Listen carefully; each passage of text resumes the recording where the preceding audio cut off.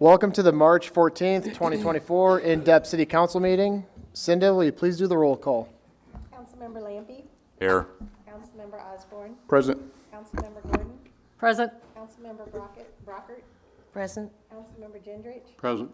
Councilmember Lewis. Present. Councilmember Conard is absent, so 6 present, 1 absent, Your Honor. Thank you. Please stand for the Pledge of Allegiance. I Pledge allegiance to the flag of the United States of America and to the republic for which it stands, one nation, under God, indivisible, with liberty and justice for all.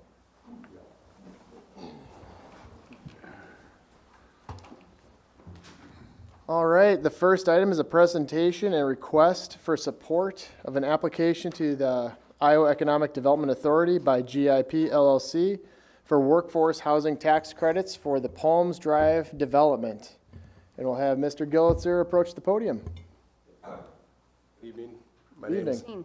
Adam Gillitzer. I'm the one leading the project for the development of a 24-unit complex on Palms Drive. So just do a little background information on myself and what the project entails. So been in the doing the real estate, started with single-family housing in 1996, then transitioned slowly into multifamily units, mostly in Iowa, then transitioning later over into apartment complexes over in the Quad City area in Moline. So currently we have a portfolio of just 48 units and looking to expand our portfolio here in Iowa. I live in Iowa as well and live in Bluegrass, so about 20 minutes away from here, and like the location of Muscatine and thought this would be a great area to build some apartments. So just about the development itself, it's up on Palms Drive, about 1.5 acres to be 2 12-unit buildings, 3 stories, with 2 bedrooms, full bath, half bath, and unit laundry, secured entrances, parking, all that stuff. I'm working with a local contractor, Hackett Construction, as a general contractor in town that's taking on the project for us, and we'll be starting this fall. Just the site plan layout of the building directly across from the movie theater. Had all this done by the engineering team out of Iowa City, and that was completed in 2022 and approved by the city to build. So just with that, just a rough layout of the building itself, with patios and everything. Plan on having cement siding in the 2nd and 3rd story with brick on the 1st story. And then just a layout of what each apartment will look like. In each of the 12-unit buildings, there will be a ADA accessible apartment for each one per code. The rest of them will look essentially like the picture you have here, with 2 bedrooms and kind of open floor plans. So roughly 900 square feet. And so, as Brad has mentioned, I'm working with Iowa Workforce Taxing Credit, and part of that application is that they require a local match of $1,000 per unit, or $24,000 in total. I know as part of the summary, there was a connection fee for the sewer that was, I think, $9,000 when it was commercial, and last year I came and had it rezoned to residential, which changed it, I believe, to $32,000. So looking to see if we can use that a rebate of the $24,000 difference as a support for me to apply for this taxing credit.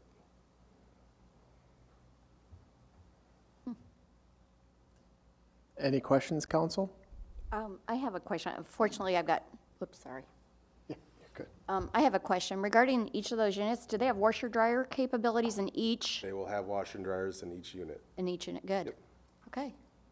That was my question. Councilmember Lampy. What's the monthly rental expected for the units? I would say we're targeting, on the low side, we're targeting like 900.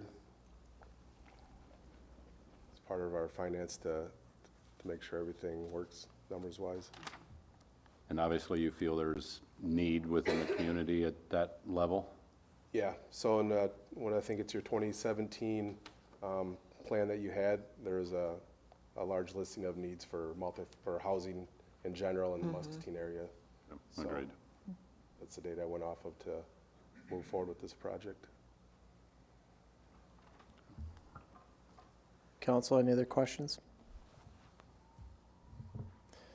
All right, hearing none. So does council support bringing forward a resolution supporting the project and committing $24,000 in financial assistance to the proposed Palms Drive development?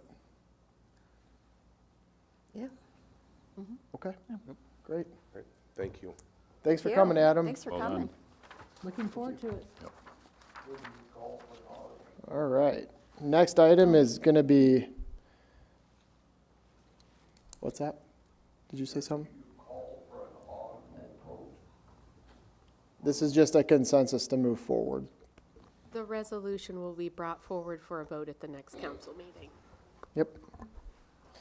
Next item is a presentation by Terry Martin regarding slough pumping and proposing a cost share agreement.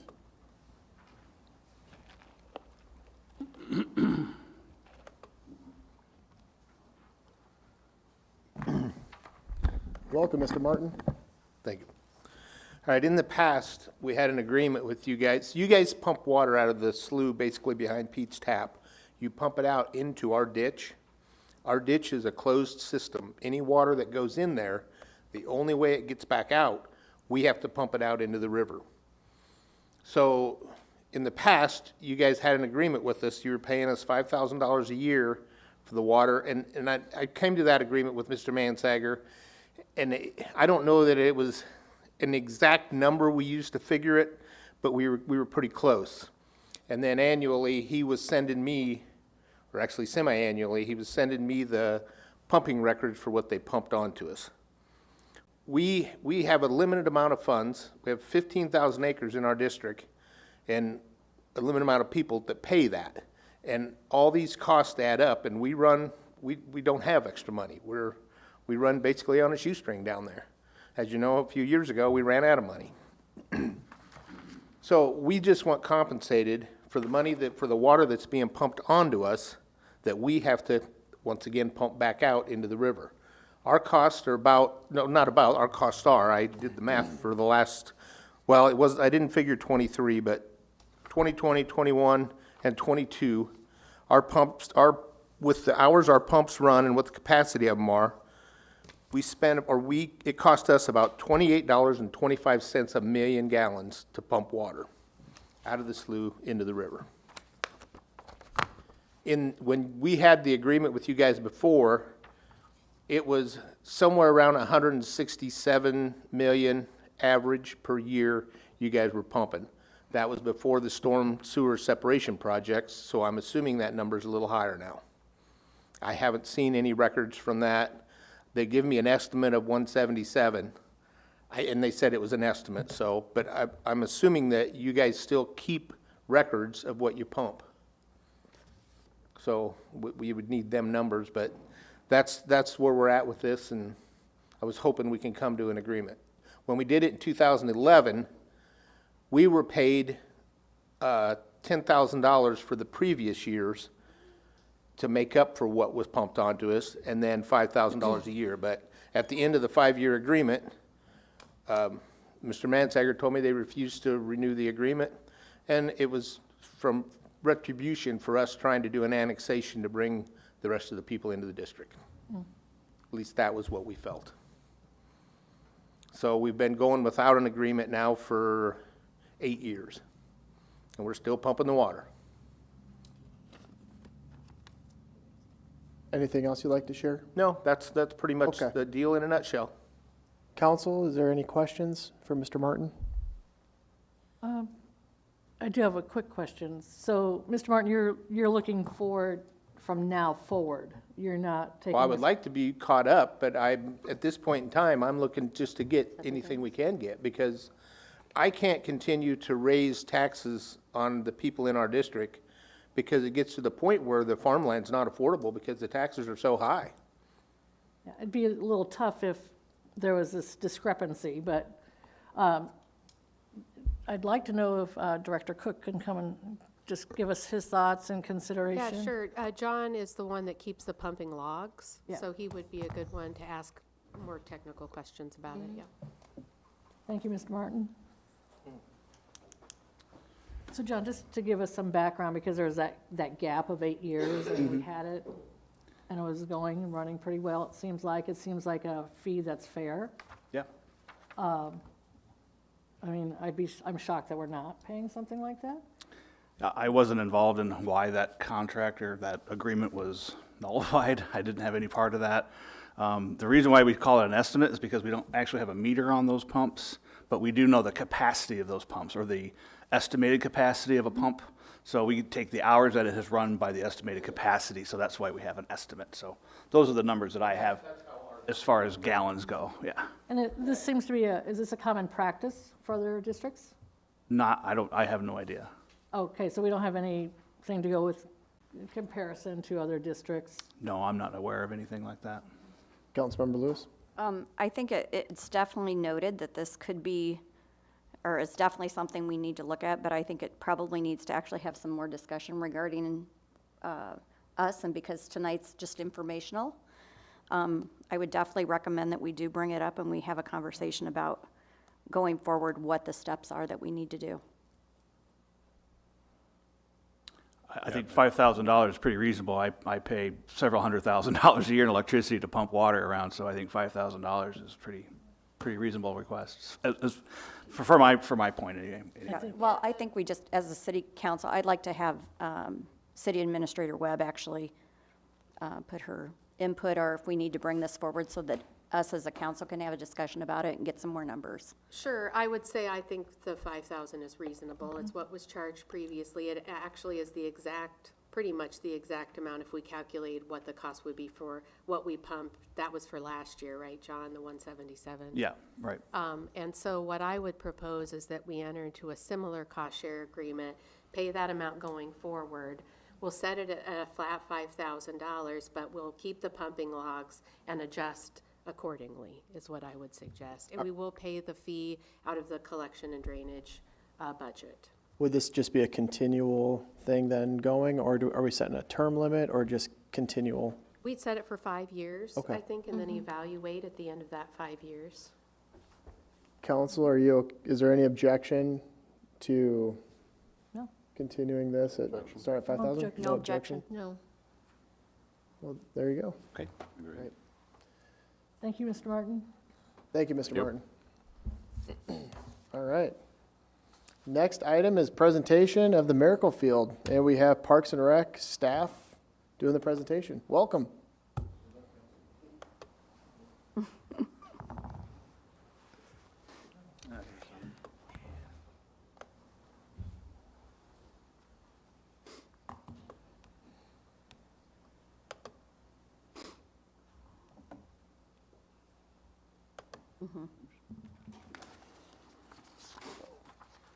Welcome, Mayor, Council. Today we're here to talk about a potential Miracle Field project in Kensstein Park. I'm Jeff Lindbergh, the athletic supervisor with Blake Allington, program supervisor. Tonight we're looking for any questions that you may have regarding to the Miracle Field project, and then and if you endorse the concept plan that we're presenting. So we'll get back to those towards the end. The agenda we have is the concept plan, projected background and purpose, projected costs, operational and some minor maintenance costs, funding and revenue sources, the project benefit, and then what our next steps are. This hits the strategic focus area in the excellent customer service by providing excellent customer service to our residents, businesses, and visitors throughout the effective citizen outreach and engagement, employee training, and improved organizational process. The safe community provides exceptional public safety and community services to ensure a safe community in which residents may live, work, and play. The Miracle Field concept plan is The design of the Muscatine Miracle Field, it's a cushioned rubberized surface to prevent injuries, similar to what's currently on our playgrounds. It's a flat, smooth surface that allows wheelchair accessible in dugouts, completely flat, eliminating barriers for our disabled youth and adults. The current proposed location is, if you're familiar with Kentstein Park, is next to Diamond 15 and Diamond 6 in the field that the city owns. We would obviously enlarge, by the picture, enlarge the parking lot.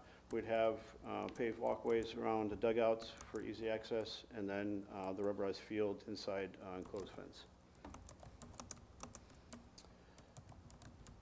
Background and purpose would be the unmet demand for special needs children and young adults facilities in and around Muscatine. Currently, from 2019, Muscatine County has 10.6% with disability. That's 4,477 residents. Opportunity here is to expand the Muscatine's recreational amenities and increase opportunity for residents participate in including disadvantaged youth. Thank you, Jeff. So as we see here on the screen right now, we are looking at the ballpark range of $550,000 to $650,000 as our total cost, and operations and maintenance costs will be going through the Parks and Recreation Department to maintain and operate the facility. Now, funding sources, this project will be open to outside funding. That'd be local fundraising, sponsorships, grants, donations, that type of thing. And then our revenue sources will be coming from the leagues, the camps, clinics, the programs that operate on this field, as well as some field rentals for birthday parties or other kind of events that people want to host on this field. Project benefits, of course, we have the increased opportunities for all citizens to participate and support the disadvantaged youth groups in Muscatine County. We do have, of course, it'll be a nice designated place that these kids can call their own. A lot of kids' wheelchairs, you're not going to be able to operate as well without any fears of falling or injury on a standard baseball field, so this will be something that they could call their own space. And of course, you get the community support that really this kind of thing would benefit everybody. Estimated project timeline, we do not have a timeline at this time as this project is deciding on outside funding. And then, of course, next steps for this will be to start fundraising. Look for donations, grants, sponsorships, things of those sorts to kind of get the ball rolling. I'll give the board to council for questions. Council, any questions? Councilmember Lewis. I have a couple questions. Regarding the field itself, are you looking at AstroTurf for the grass, and then where the wheelchairs will be able to go, will that be like a rubber surface? Like, is that what you're talking about, or is the whole field going to be that rubber surface? The whole field is actually a rubberized surface from fences in, and it's flat level. There's no grade, because there's wheelchairs, there's wheeled accessibility as well as assisted walking on it. So it's completely flat. Like the baselines and the dirt area is just a colored rubber versus a green rubber. Foul lines are permanent on there, and it's just made that there's no obstacles on playing surface. I think this is an awesome opportunity. I know I work with stroke patients, and I know up in Davenport they actually had a three-hole golf course for just that purpose, and it made a huge difference to give them some ability to get out and golf, and the smiles, whatever we pay will be well worth it in the long run. So great job with this idea. Councilmember Gendrich, and then Councilmember Lampy. Oh, that's okay. Did I butt in, or? You're fine, Councilmember Gendrich. The rental fee, free to Muscatine, practice time free, any ideas on how you're gonna charge rental rates? We haven't got into the rental side of that. I mean, there would be a minimal charge for field for, I'm gonna say minor maintenance, cleaning the surface, blowing the surface off. But now, when a Little League baseball team goes down and practices on a diamond there at Kent Stein, do they get charged for that? Yes. They do, just for conducting a practice? Show up, open time? I know. Good evening, council. When we talk about fee structures, we charge $2, residents are charged, recreational-based teams are charged $2 per player for the season, the entire season. Drop-in usage is free if they want to drop in and use it with nobody scheduled on it. If you're going to schedule, it's a minimum $2. If you're going to schedule a game as a traveling group, it's $30 to chalk the diamonds and things. If you're a recreational-based team, it's, again, the $2 fee covers that. We would incorporate that same fee structure into the Miracle Field. Well, that's kind of what I remember from years and years and years and years and years and years ago. It hasn't So changed would in the- literally 20 years, that's right. Pardon me? It has not, that structure has not changed since you had your championship team down there, that's right. There you go, Coach. Thanks for remembering that, Rick. Brighten my evening, for sure. But, so will there be some drop-in time for the Miracle Field? The schedule on the Miracle Field will be sensitive because we cannot have cleats on that field. Yeah. So we will want to try to schedule that, but there's no reason why we can't give access and drop in as much as we can, as long as we control the cleats and how it's going to work. Every field that I've seen, Miracle Field, has had camera systems or it's had lots of signage on it. And this will be a Miracle type field. It's not going to be the Miracle name brand field. Again, we're doing that because we believe we can build it more cost effectively. Councilmember Lampy and then Yeah, Councilmember a couple Gordon. questions, you may want to stay there. What's the maintenance cost? What's the maintenance of this field on a, other than just blowing it off? Is there additional maintenance that's required? Okay, so the maintenance plan will be similar to what the playgrounds are. We will inspect these regularly, or as usage dictates us to. There will be holes in the rubber at some point. We will patch those internally. Similar to the playgrounds. Playgrounds last 15 to 20 years without much maintenance to them, but heavy usage will require us to do patch and play type of things with it. Okay, And then- routine maintenance, trash will be emptied, it'll be blown off with leaves, everything else. Neighborhoods, you didn't ask yet, but I will tell you right now, we did meet with John McBride, who was passionate about that neighborhood, and he loved the concept of the size of this field and what it was going to be used for, and he felt very comfortable. His wife and neighbors were very supportive of it as well. So we felt that was an important component. So will there be other, I know we talked about that, but are there other agencies that can use this or other entities within Muscatine that can use this as well? Absolutely. Anybody that wants to schedule, everybody has opportunities. That's a big plank for us, is opportunities for everybody.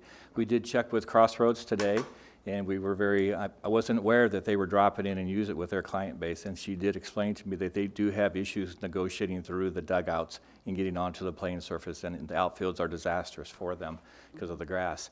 These dugouts will be wider, they will be ADA compliant, it will be easier access for them. Good. Okay. I'm Councilmember stepping on these guys' toes, so I do want to step back. Is there a presentation?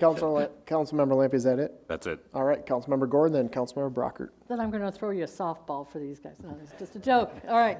I was concerned about the proposed location just because when we were looking at the work with the school district, that was one area proposed for a new field. And the lights. I saw that we did have lights on there. I don't want overusage because the neighbors in that area, it's butt up right against their property. So this just be polite and cautious, and I'm glad Mr. McBird was excited. And I just want to make sure that we do control the use to make sure it's used for the special purpose and that it's not overrun by overflow from the regular softball or baseball teams. Of course, yep. I mean, it's a dedicated purpose, it's specialized, and it should stay as special as we can, so. And knowing now that, cleats will damage it, we need to make sure that we don't get a lot of overflow. So, yeah, no, exciting, great stuff. Councilmember Brockert.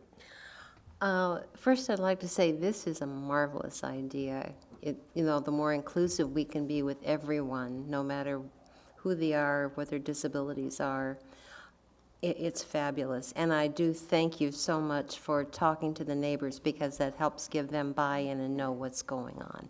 So I thank you very much for doing that. And I'd like to say I was in the meeting at the Parks and Rec Advisory Commission where the Cologne family actually came and talked, and you guys did a wonderful job over there just talking about the need.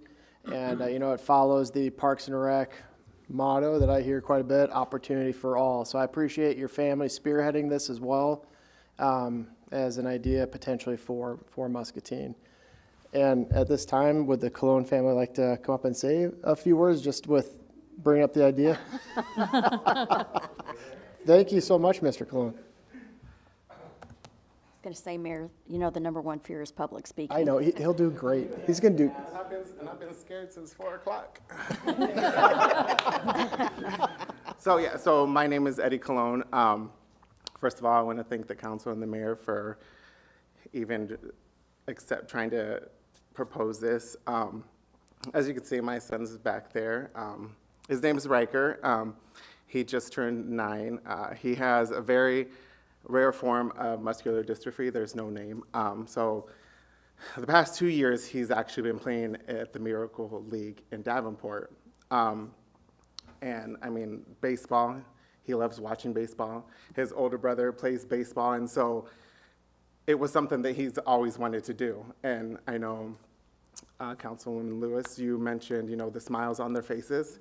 The kids that you see playing, I mean, yeah, the smile on kids like Riker, you can't take that away. Like, the joy that they see, you know, running the bases with some assistance. I mean, Riker doesn't walk, so I mean, I'm pushing him and he's waving his hands like he's running. And yes, so yeah, I hope this is something that we can get. And, you know, the location I feel is perfect because, you know, they'll feel included and not at a separate place. And, you know, all the other diamonds are there, so they'll feel like, you know, they're part of the baseball community. So, thank you. Thank you so much. You did wonderful. All right, so next question is, does the council endorse the idea of this Miracle Field type of project? Yes. Yes. Most definitely. All right, there you go. You bet. All right. Council. Thank you. Next item is a discussion on Parks and Recreation capital project updates.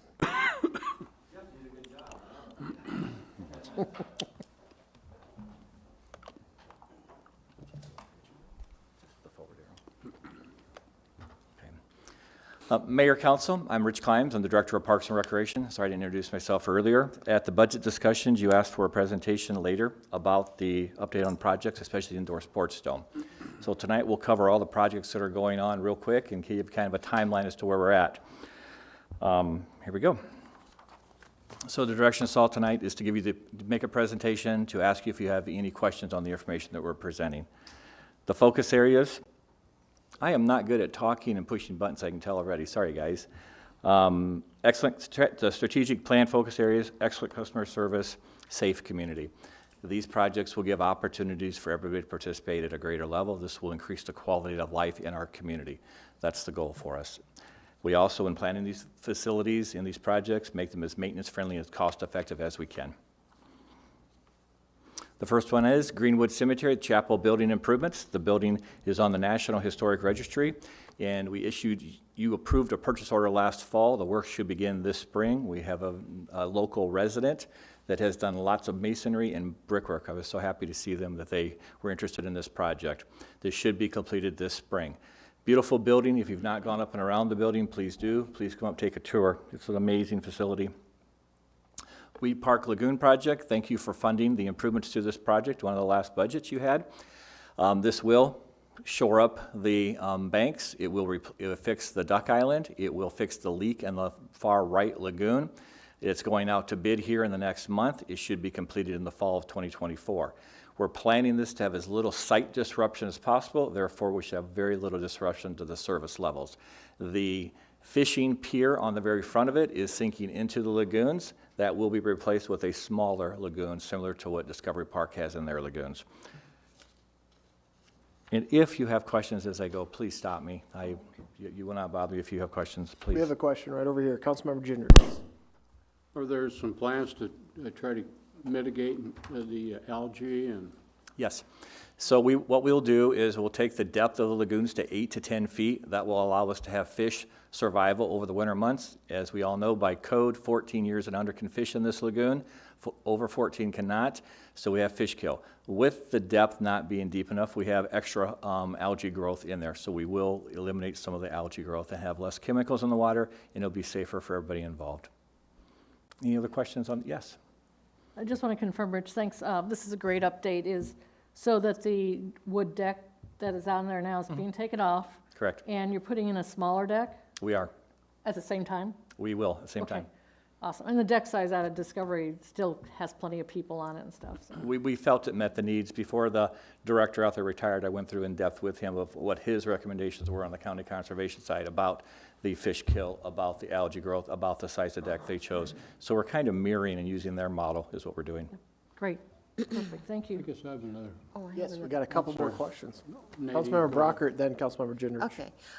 Rich, will we have to dredge the lagoon at all in order to go 10 foot? Yes, we will. And we what are will we going dredge to it. do with that? We will dredge it, and we will, just like we did back before 2000, we took the dredge spoils on site and built up low areas and filled in ravines with it. So that is our current engineered plan. Okay, so we're not going to have to take it off-site anywhere? That's, our plan is not to, correct? Okay, thank you. Yep, about 4,000 cubic yards of materials that we'll have to remove for it to get to the depths we need. Councilmember Gendrich. About the height of the fishing deck from the level of the water. You know, I don't have those elevations now, but I can get those to you. It should be real close to what it is now. Yeah. The water level will be higher than it is now because there's leaks in that culvert that goes through the center of the lagoons. So everything should raise to the spillway that's there. And if it was raised spillway now, I'm guessing you have about this much space between it, if it was raised to the right level. But I'll get the elevations to those for you. Well, I just think it should be lower. You know, I've stood there on the deck. I do fish a little bit, kinda, with my, you know, probably started out as a 3-year-old granddaughter, you know. Yeah.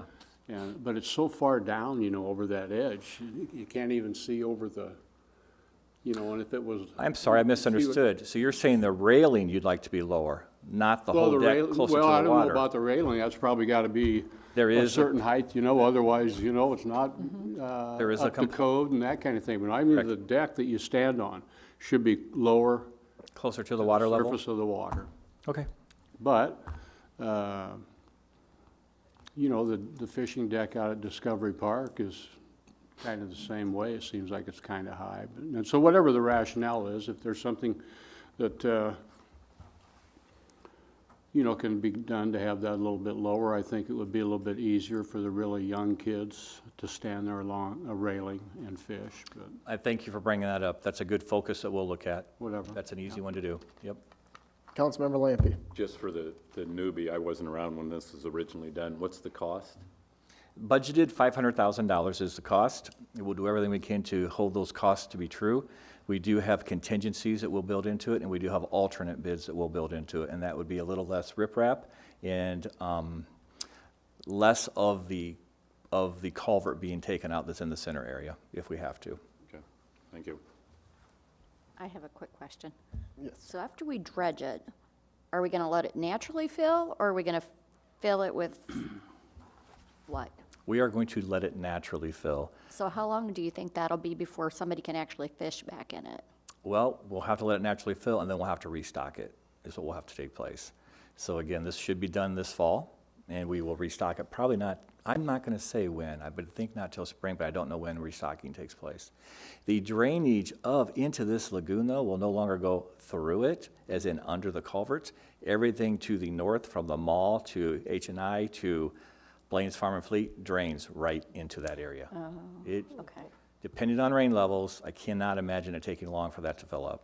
okay. Now, I said that, and in 6 months I'll be back here and you'll be asking me to fill it. I know that. I'll be saying, when are you going to get the trout in?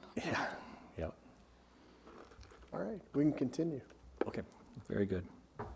Exciting project. It's exciting for that over a 100-year-old park to have that component done. When we are done with it, it will be a picture point for many citizens to go down there. It will be.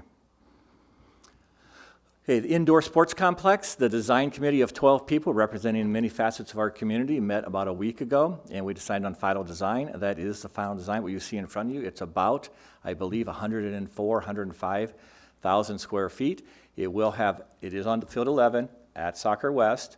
The entrance will face the parking lot at Soccer West.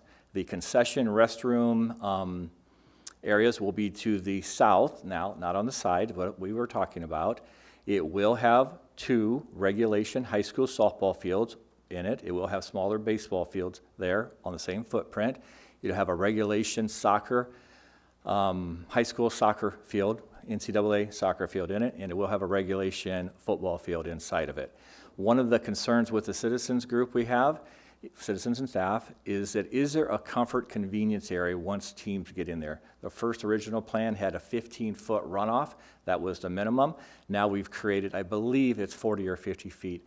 So people come into the facility, now they have a place to go to. They can stretch, warm up, create their camps, put their chairs down, an actual hard surfaced area where they can have their food and drinks and things like that, and not on the turf area, which will do nothing but help with the maintenance and help the length of, or the life of the turf itself. Going out to bid, we're working on plans and specifications now. We'll be going out to bid here, I'm hoping late April, May. We're still hopeful sometime this fall, winter. I did not say an exact date for Councilmember Gordon because I truly don't know that, but fall, winter is when we're hoping for completion. Depending on construction schedules, it might not be built until next spring. I don't know that for sure, but we want to do it right. We're not going to push through with this. It takes its time. The next phase of this project is to put together a usage and fee structure committee, and that'll represent all the usage groups will be involved. The Parks and Rec Advisory Commission will be involved. It will come to council for endorsement and approval of that. That we need support. We need help developing that schedule and what that looks like, how we're going to schedule it, and the fees we're going to charge. Any questions on the indoor sports dome? I have a comment, Yes, please. and it's actually for your timeline later. Because what you talked about, the usage and fee structure, I'd like to see it as a separate project, operational. You've got the construction project, and now add that, because your timeline might be slightly different. So just show that, because that's a critical piece to the project. So if you could do that, Rich, that would sort of show us both components running in parallel. I appreciate that. Thank you. Thank you. Looks good. Yeah, Rich, that's something I was looking for, is what is the expected usage? What's the fee schedule? Is it going to be a self-sustaining facility, or will it require supplemental revenue from other accounts? What's your hope, desire, thoughts? Okay. Our plan, and with the feasibility study for this facility, is that roughly $300,000 will be the expenditure, $280,000 to $300,000 will be the revenue. We see some models from the east side of the state to the west side of the state to southeast Iowa. We're looking at some pretty generous revenue generations just by charging nominal fees. So we believe that we can stick to this. What it is going to take, in my opinion, to make this work is the community is going to have to collaborate, compromise, and give and take a little, because not everybody's going to get every day they want or every time they want, but everybody should get a piece of this to help with their program or their activity levels.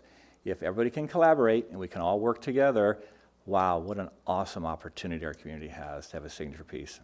Councilmember Lewis? Rich, I just have one question, because I know when we first started talking about this project, when we had that pie in the sky, one of the concerns I had is this going to be available? I mean, I realize we have events and baseball teams and football teams and everybody wanting to use this at a big level, but I want to make sure the community can go in there and use it actually as well. I'd actually like to see you also look at having maybe pickleball courts in there for the wintertime. I've just gotten hooked, sorry, I know. So that would be another usage for it, just keeping those ideas open. Very excited. I'm excited to see what this is going to do, what we're going to look like a year from now. I've got great expectations, and I'm sure you'll meet those. So thanks. And so thanks for bringing that up. With the revenue part of it, obviously at the golf course, we have numerous amounts of revenue streams feeding that golf course. That's why it is financially successful like it is. It does not use general fund. With this facility, we'll use the same model. As many revenue streams as we can. That means as many activity bases and activity levels that we can. You may see volleyball, you may see pickleball in there, you can see all kinds of things there. You could see gymnastics, you could see many things. As far as free and open and accessible, it is our plan during the weekday to have a certain time block that people can drop in and use it for free.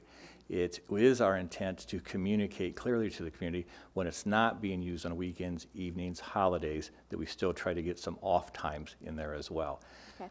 That will take some scheduling, that will take some coordinating. We're gonna have to grow into this and figure those schedules out. But that is our intent to do that, just like we said at the very beginning. And Administrator Webb and I were just recently talking about that. Yep. I just want to make sure that, it's like, we've asked the community to say, hey, we're going to take our tax dollars and do this. I want to make sure that they get the benefit from it without Absolutely. having to have a cost. So, Any other questions regarding the sports complex, council?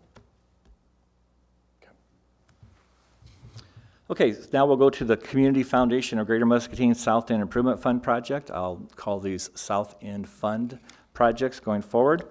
The first part of it is the Mustard Park improvements. We still are going to put in the security light in the middle of the park. There was a request to have that playground and basketball court a little lighter, especially when the adults are playing softball, so the kids have a very lightweight area that they can play with as well. There will also be security cameras put into this park based on call volume, based on situations. We will have security cameras at the skate park and at the restroom as of now. That is the plan.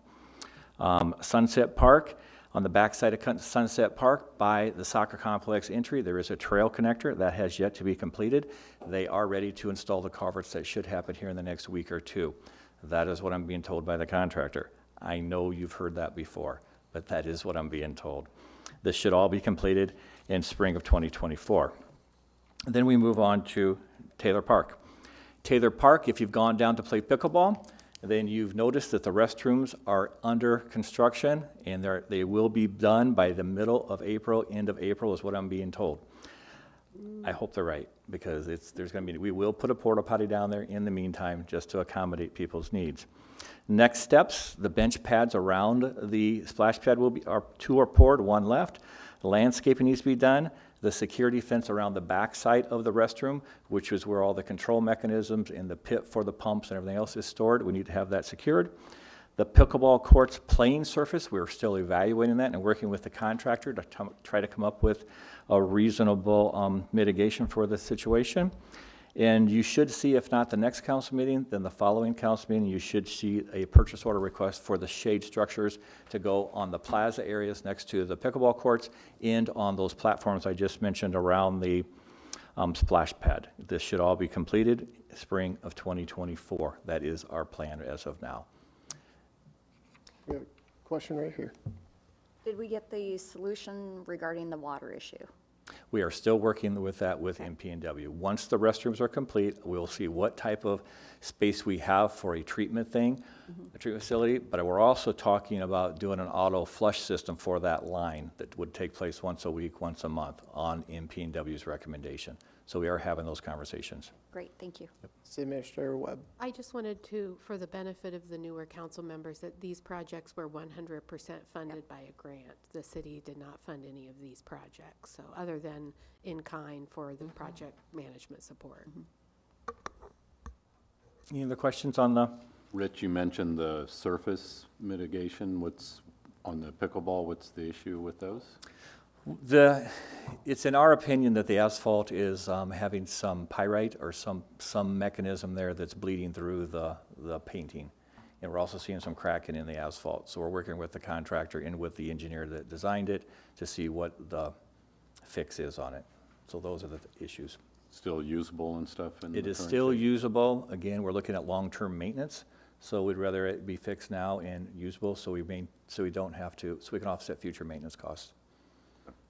Right. Any other questions, council?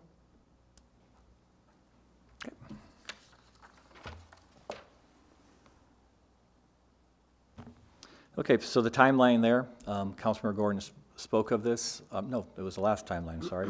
So here's the timeline. We drew it out in a nice little chart so you can see kind of what we're looking at. We will update Administrator Webb on the timeline if there's any changes to it, but we feel pretty comfortable right now. We're starting to see more regularity with contractors be able to get on site and get work done. It's starting to slow up just a little, we think. So we feel comfortable with this timeline as of now.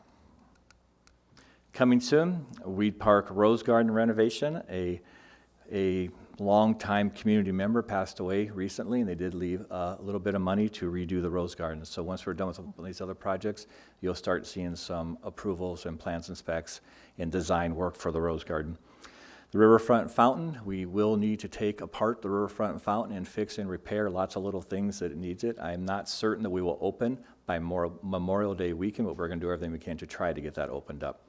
You did approve a purchase order to a design firm to give us the plans and specs for the state to give us a permit to make the improvements we need, so we're in the process of getting that done. The Miracle Field, you heard the presentation today, and thank you, Jeff and Blake. Nice job tonight. I appreciate it. The RAGBRAI bikes that were built for RAGBRAI by MP&W, those are being donated to the community, and as a community art figure, they will go on the riverfront. We're still working through MP&W assisting with the install. They will be located between the fountain and the Clam Man statue, where they were when RAGBRAI was actually here. The goal that MP&W wanted to see was that those bikes can have pictures taken of them, and the backdrop will be the bridge behind them as you take pictures. Kind of a neat concept. How tall are those bikes? I'm just curious. They are very tall, Mayor Bark. I don't know. 10 feet, 12 feet? I really don't know. Is it gonna, I was just curious, yeah. Yeah, does anybody know? I have no idea. Okay. Okay.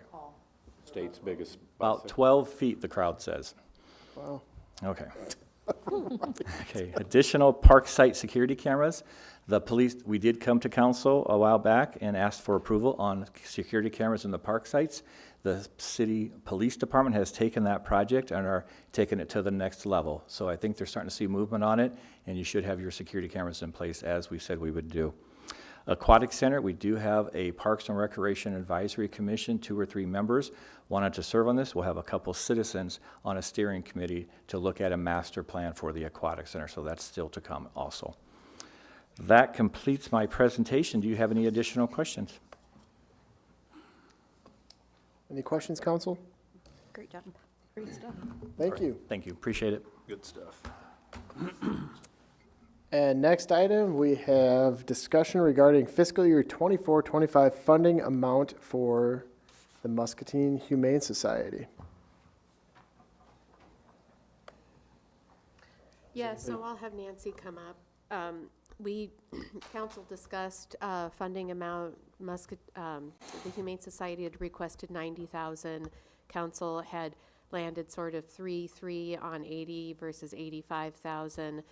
But we were missing one council member at that time, so we had a split vote. So in order to complete the budget and get the public hearings in place, we need to get a final amount from council for that. So again, can we repeat this? So it'd be between 80 and 85,000? Those were the 2 amounts that you talked about previously. It was 80 and 85,000.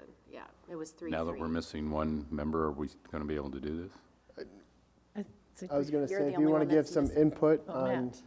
I know, but Matt did, we already voted. So do Yeah, we that's- just need Don's vote, do you just want like a, We have to read. or do we have to Do we have- re-vote? We Yep. didn't vote. There's no vote. We're Oh. you're just expressing your opinions on it. And honestly, I don't recall what Matt's opinion was. Do you?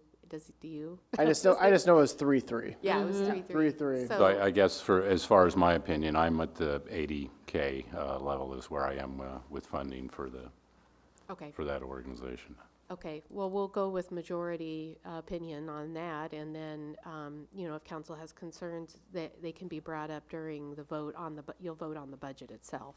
Okay. So you can bring up those issues then. Nancy may have something to add here. She takes better notes than I do. Probably has it in her sheets. 80. I do take notes, but sometimes I have to interpret what they mean. Good notes, just can't read them. I do those too. It's perfect. It was definitely three were 80,000 and 3 were 85. But I have up and down arrows here rather than amounts. We have minutes from that meeting. We'll look back at the minutes. Okay. Any other questions, council? No, Did we no. end up Regarding at that. 80 then? Consensus, 80. Yep. Yeah. Okay. All Thank you. right. That's exactly what we needed. Thank you, Nancy. Sure. She's making new notes. Don said, Councilmember Genders, is there anything you'd like to share tonight? Senior citizens, make sure you get that discount on your power and water bill. How do I do that? Councilmember Brockert. I did get my discount on my power and water bill. Way to I go. just finally signed up for it. Anybody who's any part Irish, and even those who aren't, Sunday is St. Patrick's Day, celebrate responsibly. Councilmember Lewis. Just want to remind people, the weather's getting nicer, motorcycles are out. We actually lost a friend this last week here in town.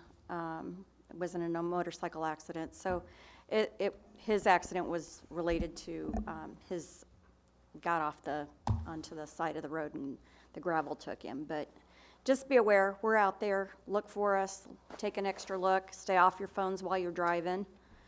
I can't tell you there's nothing more scarier than to be on a motorcycle and look in somebody's window and they're looking down at their phone as they're driving. So be responsible, wear helmets if you need one.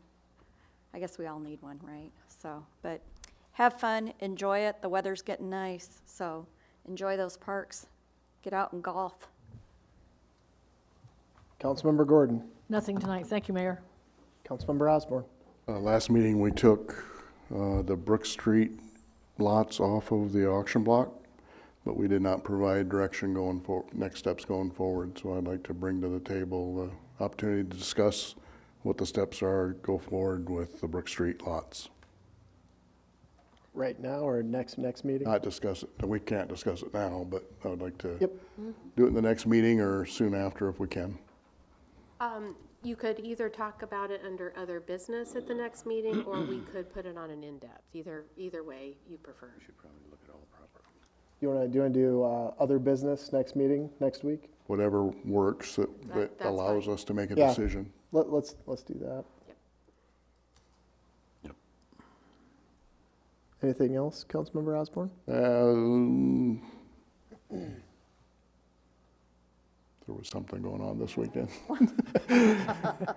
That'll be all, thank you. Okay. Councilmember Lampy. Yeah, I guess I just want to express gratitude to the residents and neighbors of the Devitt Avenue and stuff. We had a really good meeting last night. It was a really good input and stuff. I think it'll be beneficial to help us determine our way forward to address the situation there. So I appreciate those individuals coming forward, sitting down and having a very good, calm, useful conversation about the situation and root causes and things like that. I think it's a good example of how the community can get involved and help shape really what we as council are supposed to do, which is represent them and bring their ideas forward. So I think it was a very a good example of how that can be done. So again, thank you to all the residents that participated in that, and we will continue working on that and continue to communicate to them so that they do know what's going on in their neighborhood in the future. So that's it. Cinda? City Administrator Webb? Yeah, so just the presentation you heard tonight from Parks is just a small number of the number of good projects that the team is working on, and I just want to say that good things are happening in Muscatine. And then I did want to mention to Councilmember Ginrich that I reached out to Light and Power, and they're going to include a bill message in our bills regarding the available discount for seniors on refuse collection. Will that also include the process? Because you don't go out to Power and Water to sign up, correct? I can. Because I've had comments on how do I go sign up, and it's like, well, I went out to Power and Water and they don't know what I'm talking about, or they sent me down here and then I come down here and they send me here. So just something about the process, if we could. Well, and then the comment too that I had from a fellow was, they sign up for their discount online because their mobility is Oh, we limited. can look at They that. can't yeah. go anywhere and sign up, you know. One other thing too, we also had a great report on the first month of our pet data. I don't know if they have the exact numbers of how many licenses. Do you know that off the top of your head? Number of licenses that were? I'll send it to council, but I know as far as revenue, we took in almost $3,000 in revenue in the first month. on Way to pet go, Muscatine licenses and citizens, dog for doing park what they were licenses. supposed to do. So I think we're coming along on that, so. Excellent. And I'd like to echo what City Administrator Webb mentioned about good things happening in Muscatine. I mean, just tonight, we've got 2 apartment complexes going up, which is fantastic. We're restoring a historical building at the Greenwood Cemetery, which I think is wonderful. And then we're creating additional experiences just with the Miracle Field Sports Complex, the Lagoon Project, and then just a lot of the updates for the South End projects as well. So I think we're definitely moving in the right direction, Muscatine. So keep up the good work. And I'll take a motion to adjourn. So moved.